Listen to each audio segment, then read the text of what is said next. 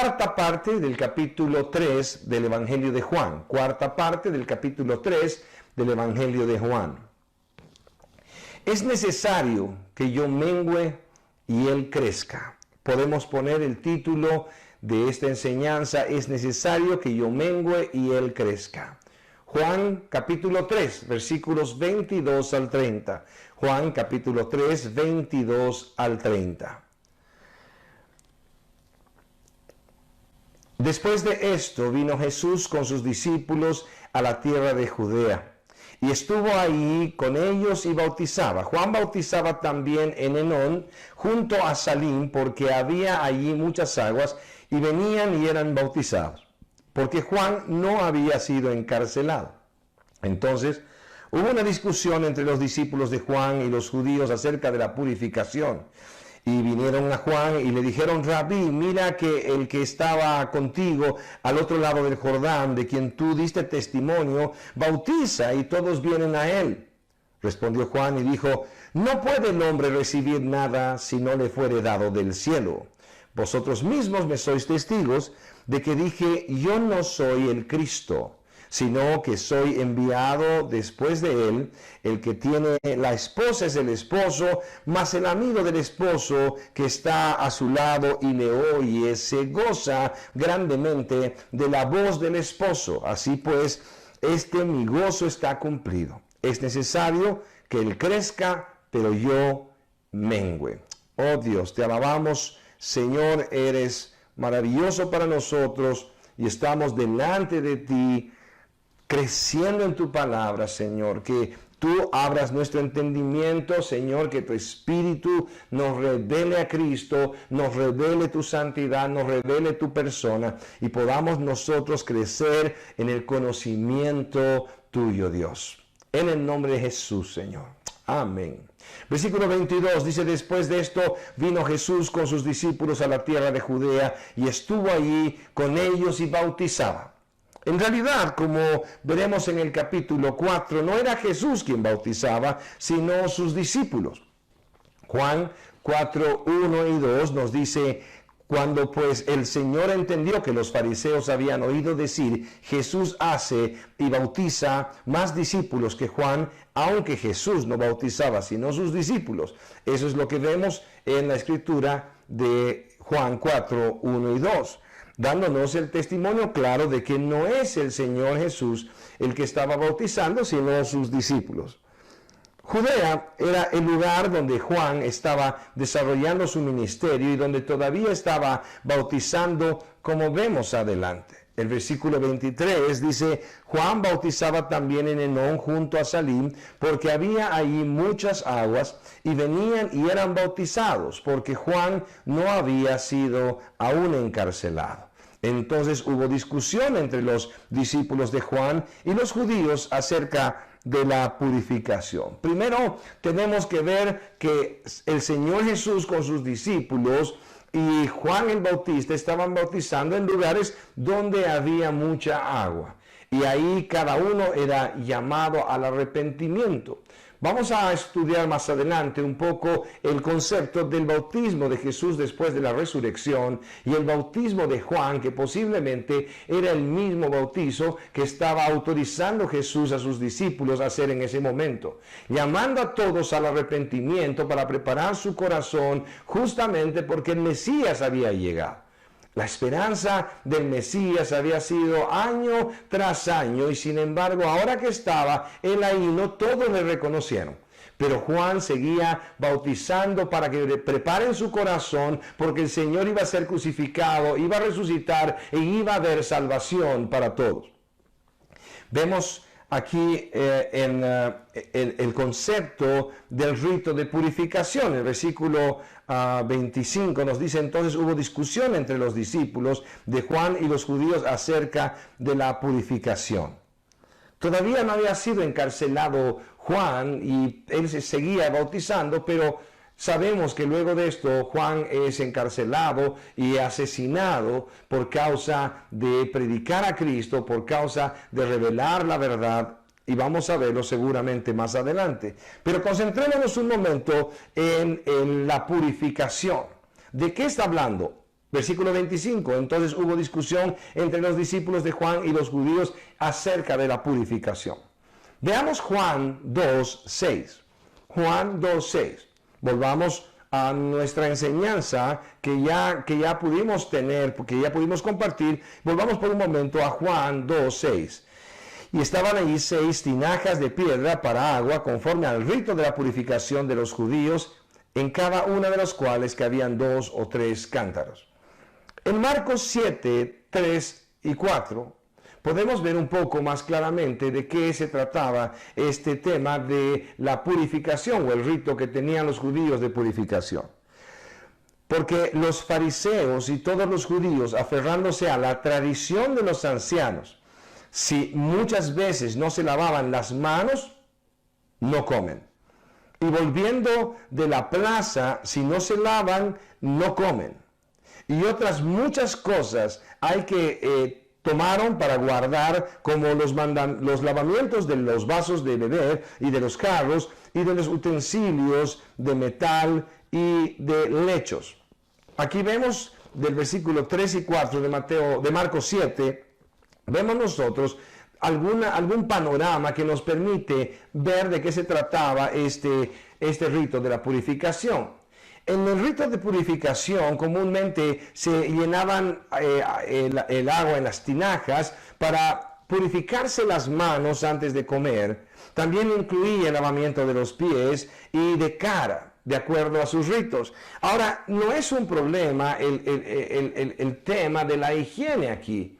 El problema es que ellos estaban de una manera purificándose porque se sentían contaminados, porque habían salido a la plaza o al mercado o a cualquier calle y en medio de esto habían rozado posiblemente a algún gentil, llamados, como les dije, perros. Y ellos estaban sintiéndose tan puros, tan santos, tan llenos de la gracia de su Dios, que no podían tocar a una persona sin estar contaminados. Aborrecían tanto a esas personas que no eran el pueblo de Dios. No entendieron su llamado, no entendieron que debían hacer conocido al Señor en todas las naciones. Pero ellos mismos, encerrados en esto, empezaron a desarrollar tradiciones, costumbres, ritos, que eran tan ofensivos para Dios, porque no se trataba de la ley pura de Dios, ni aún de lo que los mandatos que el Señor había dado en esencia, sino que ellos mismos estaban buscando la manera de limpiarse de toda contaminación. ¿Qué diferencia con la forma que vivían los discípulos de Jesús? Afectados por la vida de Jesús, afectados por la doctrina de Jesús y llevados por el camino de la ley conforme a lo que había sido dada. Y no con tanta tergiversación como hicieron los otros.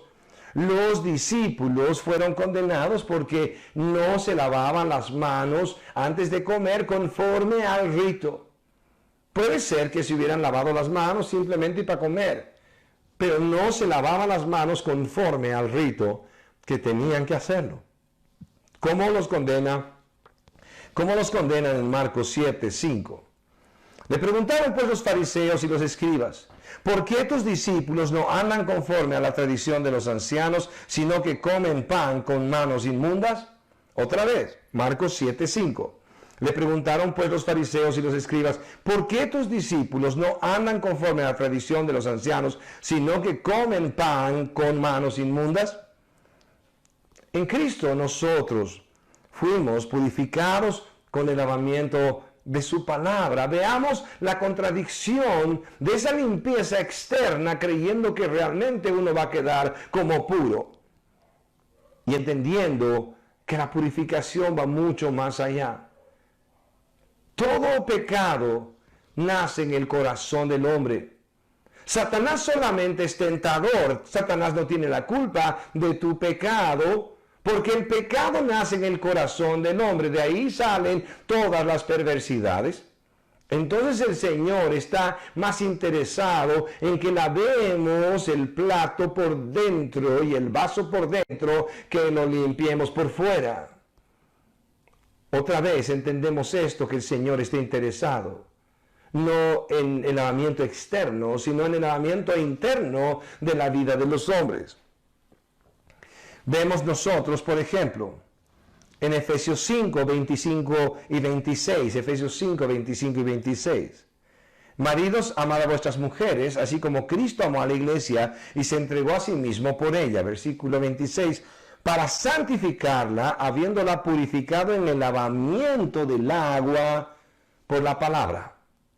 Maridos, amad a vuestras mujeres, así como Cristo amó a la iglesia y se entregó a sí mismo por ella, para santificarla, habiéndola purificado en el lavamiento del agua por su palabra. ¿Con qué limpiará el joven su camino? Con guardar su palabra.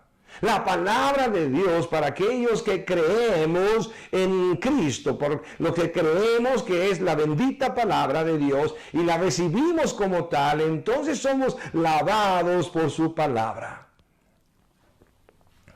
El mandato del Señor es purificar los corazones, purificar nuestros corazones, vivir de tal manera que estemos purificando nuestra vida por dentro. En Santiago 4:8 dice, acercaos a Dios y Él se acercará a vosotros. Pecadores, limpiad las manos, y vosotros los de doble ánimo, purificad vuestros corazones. Acercaos a Dios y Él se acercará a vosotros. Pecadores, limpiad las manos, y vosotros los de doble ánimo, purificad vuestros corazones. Purificamos nuestros corazones en el lavamiento de la palabra. Que la palabra more en abundancia en nosotros. Que la palabra de Dios more en abundancia en nosotros. Pero esto no es simplemente teología. Esto no simplemente es estudio de las Escrituras. Sino que esto sucede para aquellos que creemos en Cristo Jesús como Señor y Salvador, para aquellos en quienes habita el Espíritu de Dios, porque entonces sí puede lavar la palabra en nuestras vidas cada día más. En 1 de Pedro 1:22 dice, habiendo purificado vuestras almas por la obediencia a la palabra, mediante el Espíritu, para el amor fraternal no fingido. Amaos unos a otros entrañablemente de corazón puro. 1 de Pedro 1:22. Habiendo purificado vuestras almas por la obediencia a la verdad. Cuando guardamos sus mandamientos, cuando caminamos en sus principios, entonces estamos siendo purificados. La santificación está en proceso en nuestra vida porque estamos caminando detrás de las huellas del Maestro, guardando sus mandamientos, guardando sus principios y viviendo en ellos. Entonces, la palabra del Señor otra vez tiene fruto en nosotros, porque ahora no solamente la estudiamos, no solamente la conocemos, sino que la practicamos. Y el necio es aquel que escucha la palabra de Dios y no la hace. El sabio, a diferencia, está recibiendo la palabra del Señor y está dispuesto a hacer su voluntad, porque cree en Él, porque sabe quién es Él. Es su Señor, es su Salvador. Y a Él le debe obediencia. Purificar nuestra conciencia por medio de la sangre de Cristo. Eso encontramos en Hebreos 9:14. Hebreos 9:14. ¿Cuánto más la sangre de Cristo, el cual mediante el Espíritu eterno se ofreció a sí mismo sin mancha a Dios, limpiará vuestras conciencias de obras muertas, para que sirváis a Dios vivo? Cuánto más la sangre de Cristo, el cual mediante el Espíritu eterno se ofreció a sí mismo sin mancha a Dios, limpiará vuestras conciencias de obras muertas para que sirváis al Dios vivo. Cuando el Señor muere por nosotros y nosotros depositamos toda nuestra confianza en esa cruz, entonces los beneficios de ese sacrificio son para nosotros y somos limpiados por ese sacrificio. Pero somos limpiados de corazón y aún de conciencia. Porque ahora ya no vivimos para hacer obras que agraden a Dios para conseguir algo, sino que siendo salvos y perdonados, entonces ahora sí vivimos obedeciendo su voz. El versículo 26. Y vinieron a Juan y le dijeron: Rabí, mira que el que estaba contigo al otro lado del Jordán, de quien tú diste testimonio, bautiza, y todos vienen a él. Versículo 26.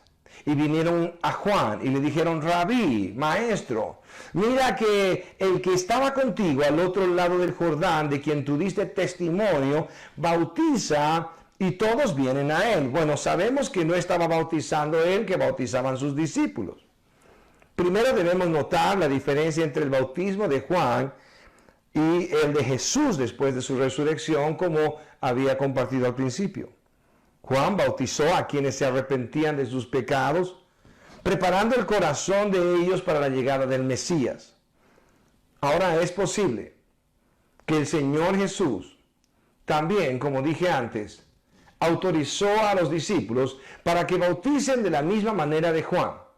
¿Por qué digo esto? Porque todavía él no había sido crucificado ni había resucitado. Por lo tanto, la obra de Juan era exactamente la misma obra en el bautismo que tenía que continuar hasta antes de su resurrección.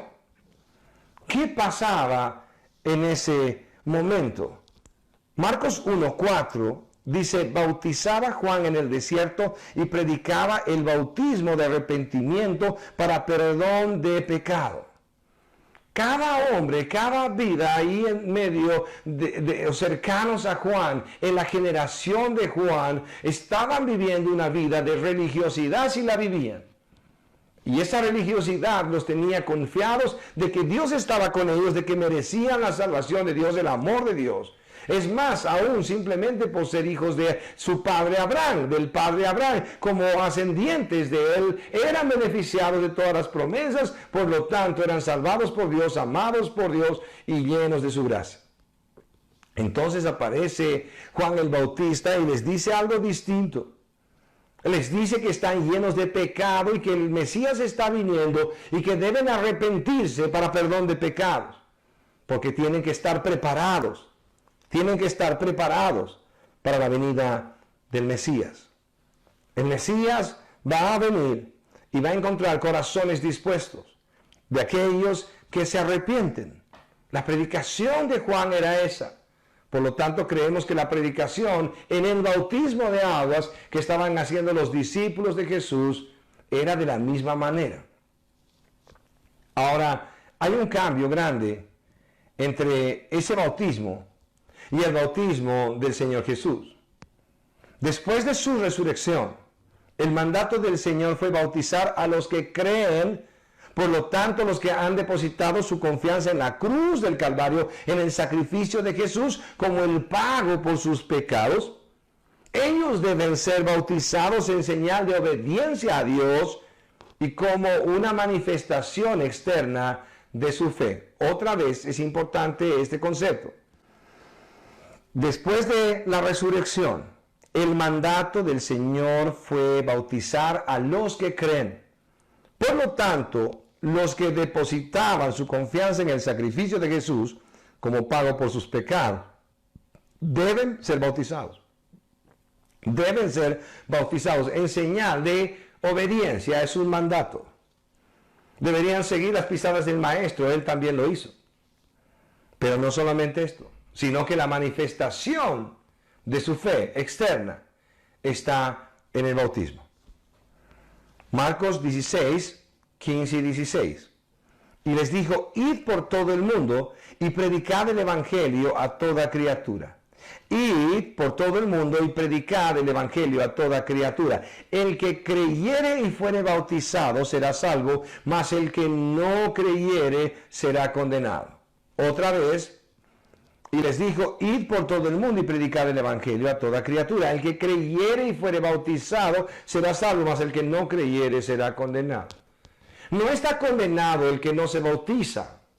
Pero si tiene la capacidad, la posibilidad de bautizarse, si no está en un lecho de muerte, si no está en un hospital en los últimos segundos de su vida, puede bautizarse. Si no está crucificado al lado del Maestro, puede bautizarse y debe hacerlo en obediencia al Señor y como muestra externa de su fe. Pregunto en esta mañana, ¿tú crees en Jesús? ¿Tú has decidido por el Señor? ¿En verdad has depositado toda tu confianza, por lo tanto fe, en la cruz del Calvario como el sacrificio por tus pecados? Entonces debes bautizarte, porque tienes que obedecer al Señor y el Señor lo mandó. Y por otro lado, debes presentarte públicamente en una manifestación externa de tu entrega al Señor. No te bautizas a una iglesia. No te bautizas a una iglesia porque la iglesia de Cristo no murió por ti, no pagó el precio por tus pecados. Pero Cristo sí. Y cuando nos bautizamos a Él. Nos consagramos a Él. Mostramos nuestra fe a Él y le decimos, Señor, soy tuyo. No porque me convierto en ese momento, no porque al entrar al agua me va a ser limpio de pecados, sino porque Él me limpió antes en la cruz del Calvario de todo pecado. Y Él es digno de que ya no viva para mí, sino viva para Él. ¿Cuántos dicen amén? La declaración que había hecho Jesús sobre Juan el Bautista dejaba claro que era amado por Él. De la misma manera, la entrega de Juan a su llamado muestra el amor y la entrega a Jesús. Entonces estamos en un contexto donde a pesar de que Jesús está bautizando a través de sus discípulos, y Juan sigue bautizando juntamente con los suyos, ellos se aman. Ellos se aman. Absolutamente. El Señor habla de Juan como no habla de nadie en la historia. Algún teólogo en un comentario dijo, cuando si le preguntaran a Jesús y le dirían cuál es el más grande de los hombres en la tierra, Jesús contestaría lo que dijo, que es Juan el Bautista. Y este comentarista decía, se pasó de largo del padre Abraham, se pasó de largo de Sansón, se pasó de largo de David, se pasó de largo de José. Se pasó de largo de tantos héroes de la fe, gente consagrada absolutamente a Dios, viviendo para Él. Se pasó cada uno de estos puestos. Pasó por delante de todas estas vidas, grandiosas y maravillosas. El rey David y cuántos otros. Y su respuesta sería y fue, el más grande entre todos los hombres es Juan. Es Juan el Bautista. En Mateo 11:11, responde Jesús, de cierto os digo, entre los que nacen de mujer, no se ha levantado otro mayor que Juan el Bautista. Pero el más pequeño en el reino de los cielos, mayor es que él. De cierto os digo, entre los que nacen de mujer no se ha levantado otro mayor que Juan el Bautista. ¿Por qué hago referencia al amor entre ellos? Hago referencia al amor entre ellos porque los discípulos de Juan están preocupados porque Jesús bautiza y la gente está yendo en mayor cantidad a Él para ser bautizados. Leamos de nuevo el versículo 26. Y vinieron a Juan y le dijeron, Rabí, mira que el que estaba contigo al otro lado del Jordán, de quien tú diste testimonio, bautiza y todos vienen a él. ¿Celos? ¿Competencia? Esto no debe ser así. Esto no debe ser así. Pero nosotros estamos viendo a los discípulos de Juan, gente que realmente conoce de Dios, gente que ha sido afectada por Juan y les ha mostrado al Mesías. Y en medio de todo esto,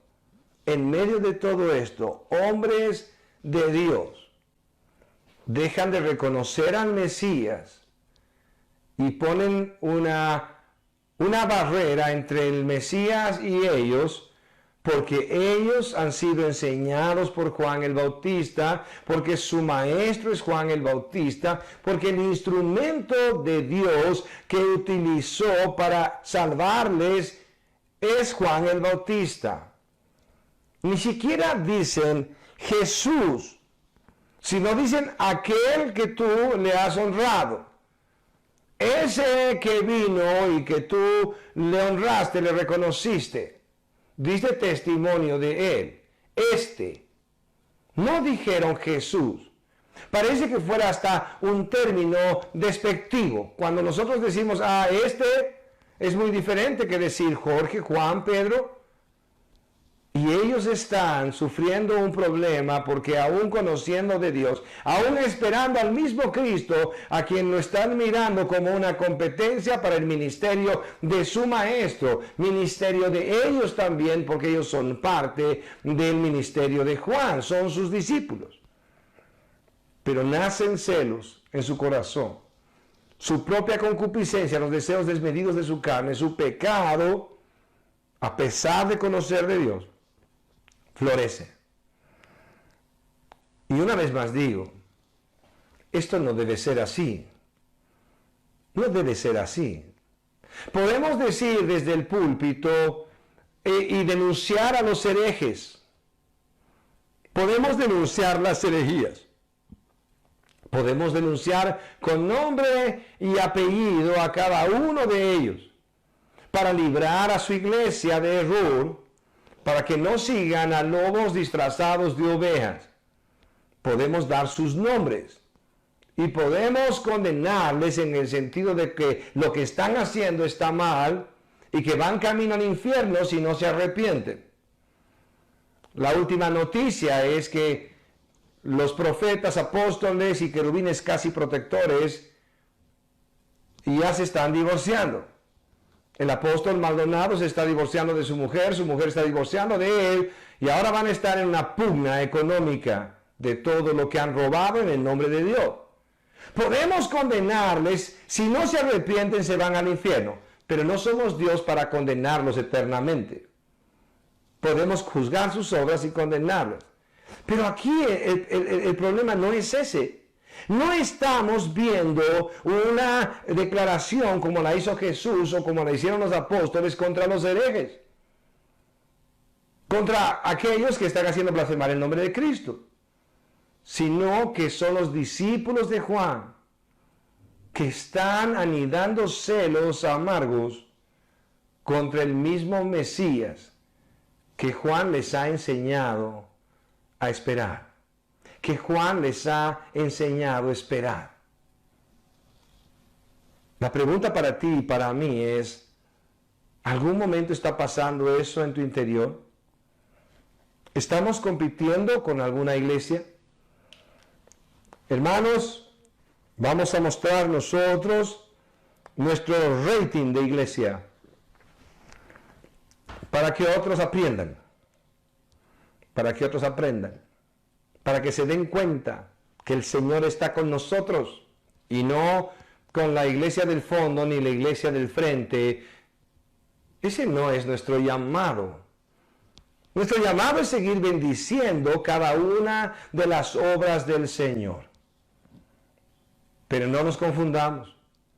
La mala doctrina nos revelará que no son de Dios. Y a ellos no vamos a guardar, sino los vamos a denunciar, para que otros no tropiecen y luego sean la mercadería, en vez de ser las ovejas del Señor, la mercadería para lobos rapaces. No queremos que tropiecen y lleguen a lugares donde les prohíben ir al médico en el nombre del poder de Dios. Vamos a denunciar las herejías porque no queremos que al final ni siquiera puedan reconocer que están enfermos cuando lo están y busquen ayuda porque tienen que proclamar sanidad aunque vean que están enfermos. Necesitamos denunciarles. Pero otra vez el momento histórico, el momento en el que estamos en pleno estudio, son los discípulos de Juan el Bautista que están en contienda, en celo, por ministerios distintos según ellos, del hombre que Jesús ama, Juan el Bautista, y del hombre que es el Mesías, a quien ama y reverencia y adora Juan el Bautista. Jesucristo es su Señor. La respuesta de Juan deja absolutamente claridad en este problema. Respondió Juan, versículo 27. Respondió Juan y dijo, no puede el hombre recibir nada si no le fuere dado del cielo. Respondió Juan y dijo, no puede el hombre recibir nada si no le fuere dado del cielo. Lo que está diciendo aquí claramente es que Dios es soberano y Él respalda a quien quiere respaldar. Él da poder a quien quiere dar, Él da riqueza a quien quiere dar. Aún lo bueno y lo malo viene de Dios por causa de que Él es soberano. Porque si Él no lo permite, entonces no sucederá, porque ni Satanás, ni sus demonios, ni Madame Chuleta, ni nadie va a poder provocar que suceda algo que Dios no lo quiera, que Dios no lo permita. Primera de Corintios 4:7, el apóstol Pablo, Primera de Corintios 4:7, el apóstol Pablo dice, porque ¿quién te distingue? ¿O qué tienes que no hayas recibido? Y si lo recibiste, ¿por qué te glorías como si no lo hubieras recibido? Otra vez veamos, Primera de Corintios 4:7. Porque ¿quién te distingue o quién tienes que no hayas recibido o qué tienes que no hayas recibido? Y si lo recibiste, ¿por qué te glorías como si no lo hubieras recibido? El éxito de nuestro ministerio, nuestro matrimonio, el éxito de nuestro matrimonio, el éxito de nuestro trabajo, depende del soberano Dios. Depende del soberano Dios. Por eso la confusión con los herejes es que quieren decir que si tú no traes dinero a la iglesia para pactar con Dios, no vas a poder conseguir los bienes que Dios puede darte. Mentira. Diezmamos y ofrendamos para sustentar la obra de Dios porque Dios lo estableció así, pero no estamos haciendo negocios con Dios porque Dios no es deudor de nadie y nadie ha recibido lo que quiere dar sino de Dios. Todo lo que hemos hecho, todo lo que hemos recibido, todo lo que hemos crecido, todo lo que hemos prosperado, Dios no los dio. Y si no los dio Él, entonces no podemos darle nosotros algo que no se nos hubiera dado primero. Pero tampoco podemos enorgullecernos de que lo que vemos delante de nuestros ojos es porque hemos roto nuestro lomo trabajando. Porque hay personas que también se rompen el lomo trabajando y están en miseria. Así que si Dios te ha permitido recibir algo, entonces reconoce al Señor. Él fue quien te lo dio. Él fue quien me lo dio. No hay nada que podamos decirle al Señor, oh Dios, yo lo logré solo. Es su gracia, es su favor sobre tu vida y sobre mi vida. Porque ¿quién te distingue? ¿O quién tienes que no hayas recibido? ¿O qué tienes que no hayas recibido? Y si lo recibiste, ¿por qué te glorías como si no lo hubieras recibido? La respuesta de Jesús es similar. La respuesta de Juan respecto a Jesús es similar. Respondió Juan y dijo, versículo 27, leo nuevamente, no puede el hombre recibir nada si no le fuere dado del cielo.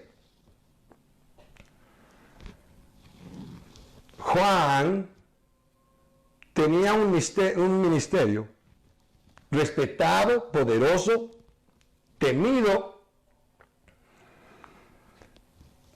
pero no era su carisma personal. No eran sus poderes místicos los que habían logrado de Juan el Bautista aquel hombre con un ministerio tan poderoso. Fue dado por Dios. Y Juan sabe quién le dio toda autoridad, todo poder, toda gracia. Vino de Jesús. En el versículo 28, Juan el Bautista dice con claridad y les hace recuerdo a sus discípulos que estaban contendiendo en su corazón con este Jesús que bautizaba y la gente iba detrás de él y mientras tanto ellos estaban bautizando a pocos, Jesús con sus discípulos estaba bautizando a muchos y en medio de todo esto Juan con amor les explica primero que nada que hubiera recibido alguien ha sido dado sino por Dios. Y en el versículo 28 dice, vosotros mismos que sois testigos, me sois testigos de que dije, yo no soy el Cristo, sino que soy enviado delante de Él. Ha preparado el camino delante de Cristo, Él ha caminado para preparar el camino y el Señor lo había enviado. Y Juan les hace recuerdo a sus discípulos, ustedes son mis testigos de que yo he dicho con claridad, yo no soy el Cristo, no puedo estar compitiendo con el Cristo, Él es el Cristo. En Juan 1, 19, 23 vimos lo siguiente. Podamos ver Juan 1, 19 y 20 y luego veamos el versículo 23, saltando a este versículo. Dice la Escritura, Juan 1, 19 y 20. Este es el testimonio de Juan cuando los judíos enviaron de Jerusalén sacerdotes y levitas para que le preguntasen, ¿tú quién eres? Confesó y no negó, sino confesó, yo no soy el Cristo. Versículo 23 de Juan 1. Dijo, yo soy la voz de uno que clama en el desierto, enderezad el camino del Señor, como dijo el profeta Isaías. Juan el Bautista estableció claramente quién era él y quién era el Mesías, y ahora el Mesías había llegado y tenía toda la autoridad para bautizar a quienes quiera, y aún tenía toda la autoridad hasta para bautizar a Juan el Bautista, que él mismo le dice, yo cómo puedo bautizarte, el Señor Jesús, y tú deberías bautizarme a mí. En el versículo 28 que vimos, es tan importante para nuestras vidas. A veces no sabemos nosotros quiénes somos y quién es Él. A veces no sabemos quiénes somos nosotros y quién es Él. A veces tenemos una relación con Dios como si podríamos reclamarle a Él, como si Él fuera el siervo, como si Él fuera el deudor, y no nosotros. La Escritura nos va a mostrar una y otra vez que fuimos llamados nosotros para vivir rendiéndole culto, que nosotros debemos rendirle culto, que Él es el Señor, que nuestra vida fue creada para Él y nosotros debemos vivir para Él, y el momento que vivimos para nosotros y queremos una religión cómoda que nos haga sentir, aunque nos mientan, que nos hagan sentir que nosotros somos el centro, y lo importante en todo esto, entonces nos desviamos de la razón por la cual fuimos creados. pero fuimos creados para Él y Él no para nosotros. Si el Señor nos da un bien, démosle gloria. Y si el Señor nos da un mal, démosle gloria. En todo estemos agradecidos, porque al no merecer nada, y solamente si mereceríamos algo, sería la ira suya y el infierno, el Señor tuvo misericordia de ti y de mí.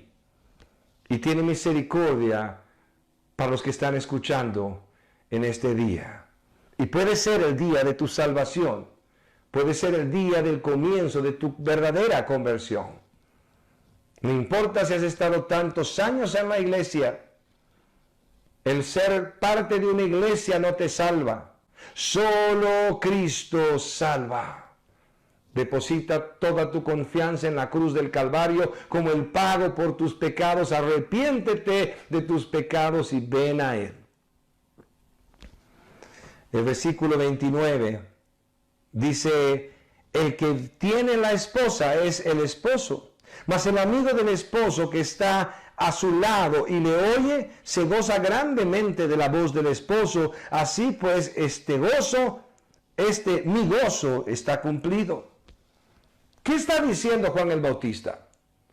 Otra vez, veamos el contexto. Los discípulos de Juan le están diciendo, ese a quien tú honraste, ese de quien tú diste testimonio, ese está bautizando y la gente está yendo a él.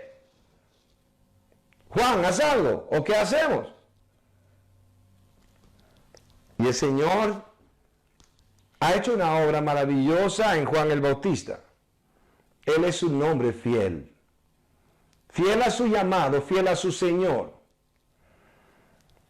Y les dice, el que tiene la esposa es el esposo, mas el amigo del esposo que está a su lado y le oye, se goza grandemente de la voz del esposo. Así pues está mi gozo está cumplido. El que tiene la esposa es el esposo. Mateo 9:15. Mateo 9:15. Jesús le dijo, ¿pueden los que están de bodas tener luto entre tanto que el esposo está con ellos? Jesús les dijo, ¿pueden los que están de bodas tener luto entre tanto que el esposo está con ellos? Pero vendrán días cuando el esposo les será quitado y entonces ayunarán. Estaban reclamándole a Jesús porque sus discípulos no estaban ayunando. Los judíos ayunaban 2 veces por semana y ahí están los discípulos de Jesús y no están ayunando. Y Él les dice, si el esposo, refiriéndose a Él, frente a su iglesia, la iglesia que Él estaba levantando, los creyentes, aquellos que le amaron, aquellos que creyeron en Él, son su iglesia. Somos su iglesia. Y está diciendo, si el esposo está presente, ¿cómo van a estar ayunando? Como si estarían de luto. Pero habrá un momento donde el esposo será quitado y ese momento ayunarán. Él mismo se refiere a sí mismo como el esposo y a la iglesia como la esposa. En Apocalipsis 19:7 dice, gocémonos y alegrémonos y démosle gloria porque han llegado las bodas del Cordero y su esposa se ha preparado. La historia del Señor es que levanta una iglesia como su esposa y Él como esposo, y la considera así desde que levanta su iglesia, y luego seremos llevados para gozarnos con Él de una boda donde la iglesia estará y Cristo estará y seremos una vez más unidos para siempre. Mas el amigo del esposo que está a su lado y le oye, se goza grandemente de la voz del esposo. Así pues, mi gozo está cumplido. Es necesario que entendamos un poco el contexto cultural. El amigo del esposo en la tradición judía era un personaje muy importante. Preparaba junto a él la casa donde iba a vivir. El esposo podía aún apartarse por un año o menos tiempo para preparar un lugar donde iba a recibir a su esposa. No había un tema de como hoy en día, que es un préstamo de banco, tamaño baño que hay que hacerse para conseguir alguna vivienda, sino que ellos mismos podían construir su vivienda.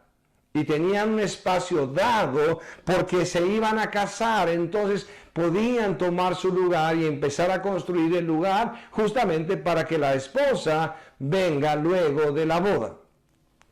Pero este hombre, el amigo del esposo, no solamente era el mejor amigo que estaba ayudando en la preparación de la casa donde iban a vivir, sino que preparaba juntamente, él cuidaba, del lecho nupcial de la boda. El lecho nupcial, el lecho preparado para la boda. Estábamos hablando, por decir, como lo que decimos nosotros, la luna de miel. Ese lecho estaba guardado por el amigo del esposo. Entonces había sido preparado este lecho y cuando ya estaba todo listo, el amigo del esposo se ponía a cierta hora parado para cuidar esto, esperando que venga la esposa, que seguramente no lo hacía público, sino que disimuladamente llegaba a este lugar. Y luego de eso, mientras tanto que él cuidaba el lecho y a la esposa, entonces aparecía el esposo. Posiblemente el esposo hablaba en voz alta para que él escuche que estaba llegando, y cuando él se acercaba y él escuchaba la voz, entonces el amigo del esposo se retiraba y el esposo entraba para disfrutar lo que había sido unido por Dios.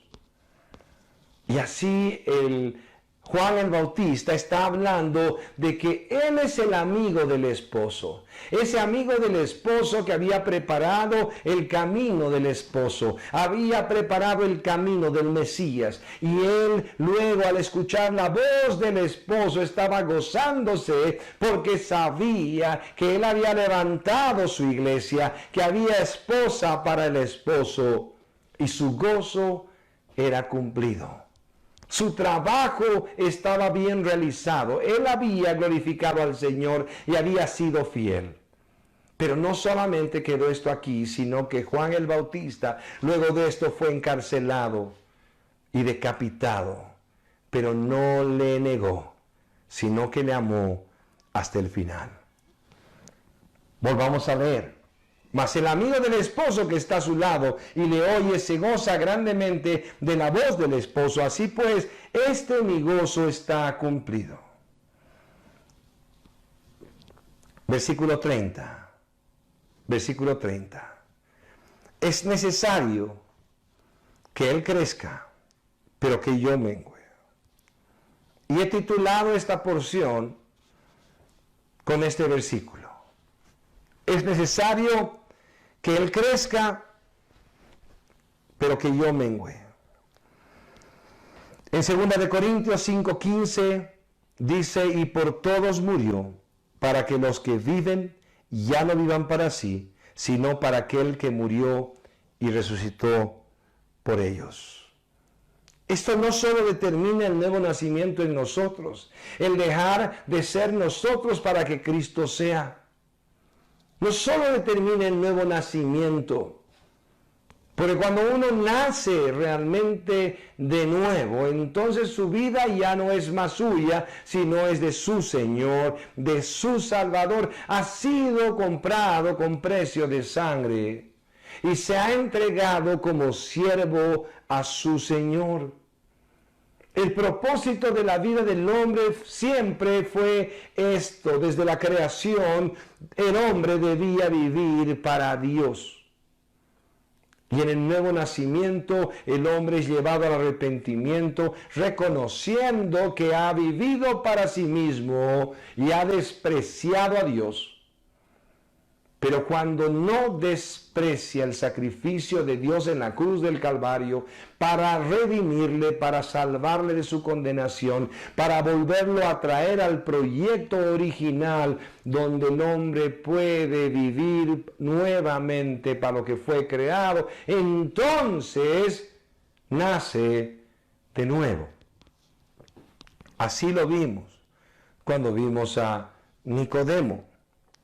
Pero les decía que no solamente el vivir para Dios y ya no para sí mismo determina el nuevo nacimiento, sino que también debe ser un patrón de vida.